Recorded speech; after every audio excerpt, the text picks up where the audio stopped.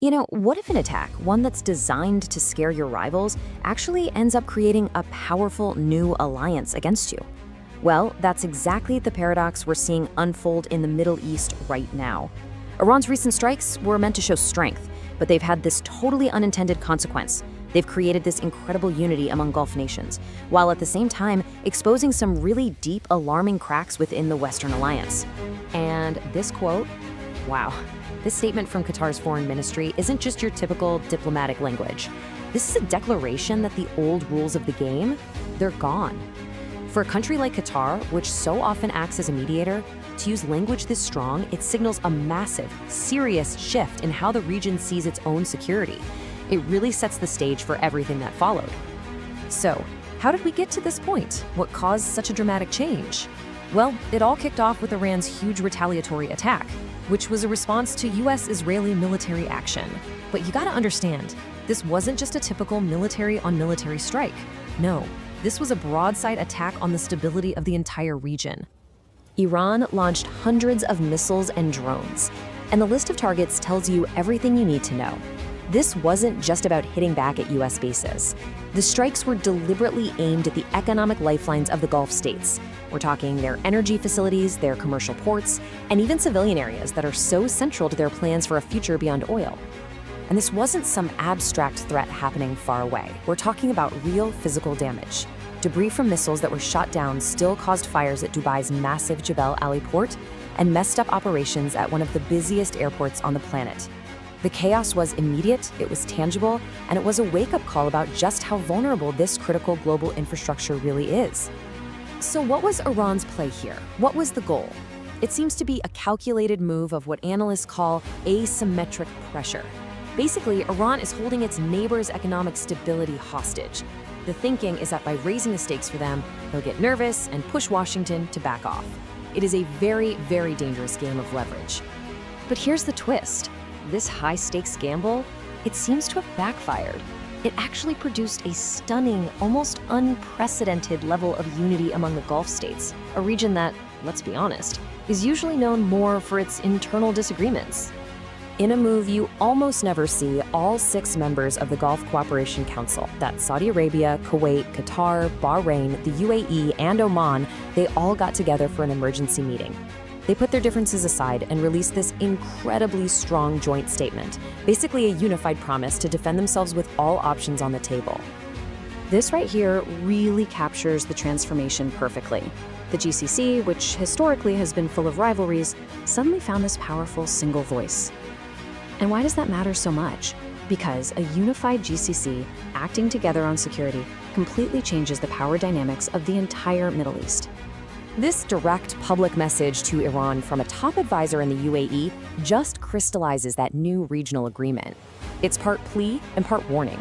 It's basically saying, recognize this new Gulf unity before this conflict spirals even further out of control. Okay, so while the Gulf was coming together and strengthening its position, a completely different story was playing out in the West.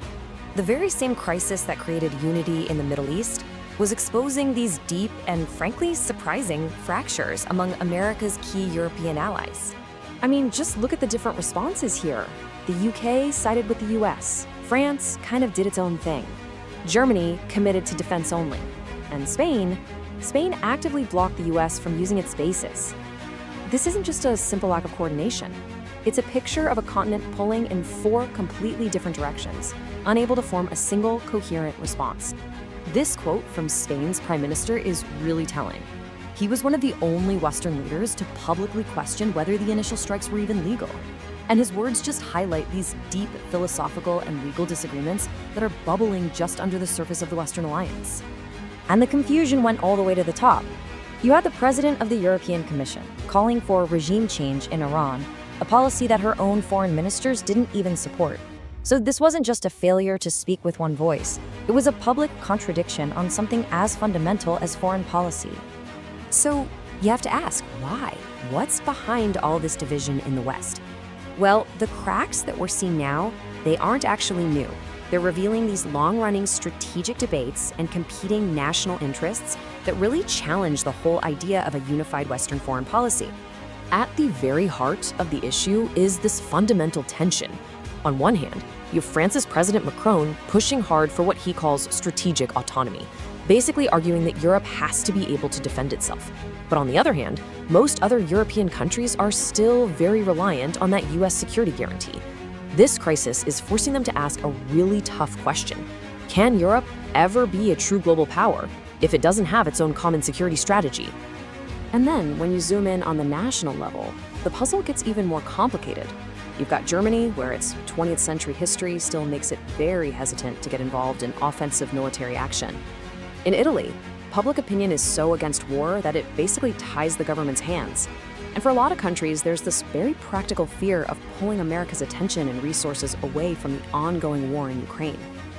Now, this whole geopolitical chess game isn't just some academic exercise.